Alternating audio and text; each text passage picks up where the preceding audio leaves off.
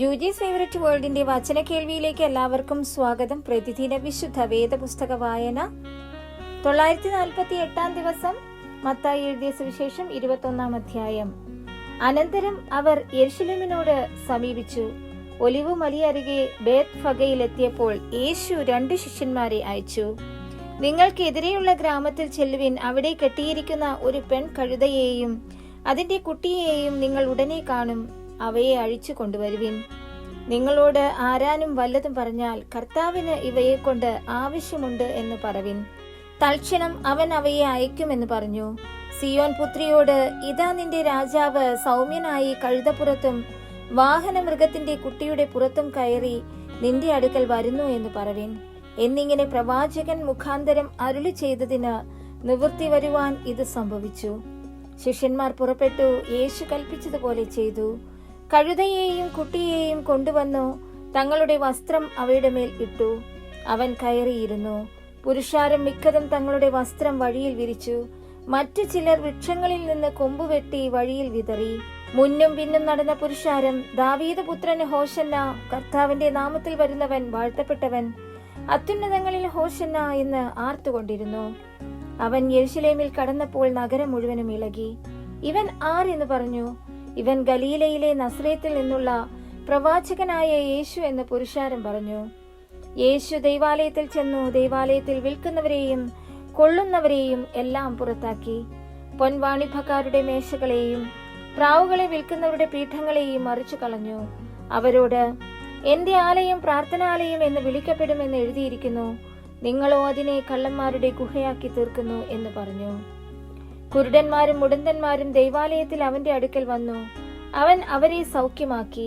എന്നാൽ മഹാപുരോഹിതന്മാരും ശാസ്ത്രിമാരും അവൻ ചെയ്ത അത്ഭുതങ്ങളെയും ദാവീദ് പുത്രന് ഹോശന്ന എന്ന് ദൈവാലയത്തിൽ ആർക്കുന്ന ബാലന്മാരെയും കണ്ടിട്ട് നീരസപ്പെട്ടു.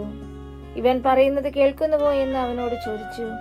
യേശു അവരോട്, ഉവ്വ്, ശിശുക്കളുടെയും മുല കുടിക്കുന്നവരുടെയും വായിൽ നിന്ന് നീ പുകഴ്ച ഒരുക്കിയിരിക്കുന്നു എന്നുള്ളത് നിങ്ങൾ ഒരിക്കലും വായിച്ചിട്ടില്ലയോ എന്ന് ചോദിച്ചു.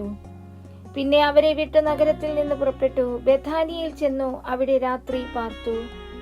രാവിലെ അവൻ നഗരത്തിലേക്ക് മടങ്ങിപ്പോകുന്ന സമയം വിശന്നിട്ട് വഴിയരികെ ഒരു അത്തിവൃക്ഷം കണ്ടു. അടുക്കെ ചെന്നു. അതിൽ ഇലയല്ലാതെ ഒന്നും കാണായികയാൽ ഇനി നിന്നിൽ ഒരു നാളും ഫലമുണ്ടാകാതെ പോകട്ടെ എന്ന് അതിനോട് പറഞ്ഞു. ക്ഷണത്തിൽ അത്തി ഉണങ്ങിപ്പോയി. ശിഷ്യന്മാർ അത് കണ്ടാറേ, അത്തി ഇത്ര ക്ഷണത്തിൽ ഉണങ്ങിപ്പോയത് എങ്ങനെയെന്ന് പറഞ്ഞ് ആശ്ചര്യപ്പെട്ടു. അതിന് യേശു, നിങ്ങൾ സംശയിക്കാതെ വിശ്വാസമുള്ളവരായാൽ ഈ അത്തിയോട് ചെയ്തത് നിങ്ങളും ചെയ്യും. എന്ന് മാത്രമല്ല, ഈ മലയോട് നീങ്ങി കടലിലേക്ക് ചാടിപ്പോക എന്ന് പറഞ്ഞാൽ അതും സംഭവിക്കുമെന്ന് ഞാൻ സത്യമായിട്ട് നിങ്ങളോട് പറയുന്നു. നിങ്ങൾ വിശ്വസിച്ചുകൊണ്ട് പ്രാർത്ഥനയിൽ എന്ത് യാചിച്ചാലും നിങ്ങൾക്ക് ലഭിക്കുമെന്ന് ഉത്തരം പറഞ്ഞു. അവൻ ദൈവാലയത്തിൽ ചെന്ന് ഉപദേശിക്കുമ്പോൾ മഹാപുരോഹിതന്മാരും ജനത്തിന്റെ മൂപ്പന്മാരും അവന്റെ അടുക്കൽ വന്നു. നീ എന്ത് അധികാരം കൊണ്ട് ഇത് ചെയ്യുന്നു? ഈ അധികാരം നിനക്ക് തന്നത് ആർ എന്ന് ചോദിച്ചു. യേശു അവരോട് ഉത്തരം പറഞ്ഞത്, ഞാനും നിങ്ങളോട് ഒരു വാക്ക് ചോദിക്കും. അത് നിങ്ങൾ എന്നോട് പറഞ്ഞാൽ എന്ത് അധികാരം കൊണ്ട് ഞാൻ ഇത് ചെയ്യുന്നു എന്നുള്ളത് ഞാനും നിങ്ങളോട് പറയും. യോഹന്നാന്റെ സ്നാനം എവിടെ നിന്ന്? സ്വർഗത്തിൽ നിന്നോ മനുഷ്യരിൽ നിന്നോ? അവർ തമ്മിൽ ആലോചിച്ചു. സ്വർഗത്തിൽ നിന്ന് എന്ന് പറഞ്ഞാൽ പിന്നെ നിങ്ങൾ അവനെ വിശ്വസിക്കാഞ്ഞത് എന്ത് എന്ന് അവൻ നമ്മോട് ചോദിക്കും.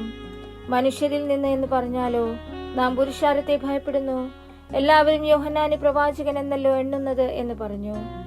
അങ്ങനെ അവർ യേശുവിനോട്, ഞങ്ങൾക്കറിഞ്ഞുകൂടാ എന്ന് ഉത്തരം പറഞ്ഞു.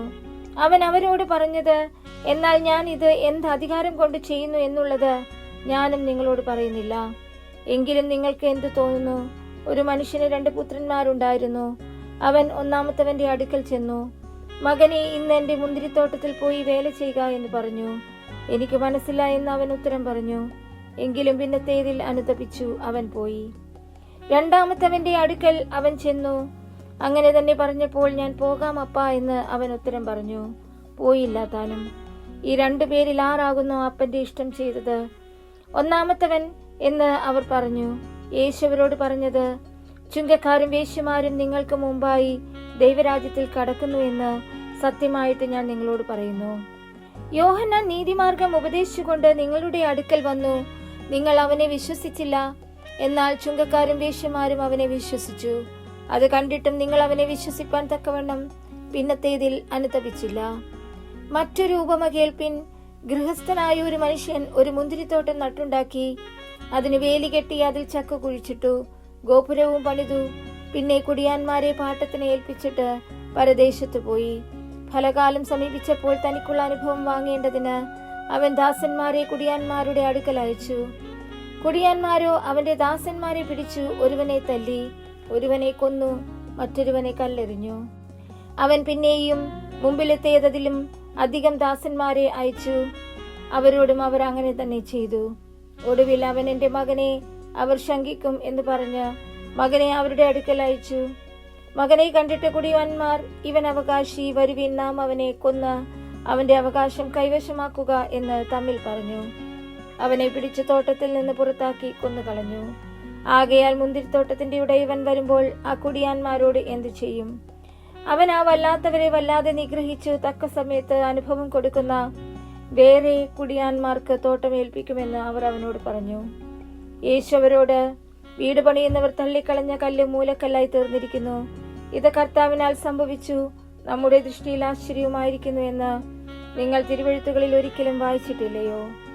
അതുകൊണ്ട് ദൈവരാജ്യം നിങ്ങളുടെ പക്കൽ നിന്ന് എടുത്ത് അതിന്റെ ഫലം കൊടുക്കുന്ന ജാതിക്ക് കൊടുക്കുമെന്ന് ഞാൻ നിങ്ങളോട് പറയുന്നു.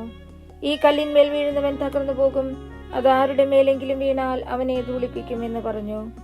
അവന്റെ ഉപമകളെ മഹാപുരോഹിതന്മാരും പരീശരും കേട്ടിട്ട് തങ്ങളെ കൊണ്ട് പറയുന്നു എന്നറിഞ്ഞു. അവനെ പിടിപ്പാൻ അന്വേഷിച്ചു. എന്നാൽ പുരുഷാരും അവനെ പ്രവാചകൻ എന്ന് എണ്ണുക കൊണ്ട് അവരെ ഭയപ്പെട്ടു.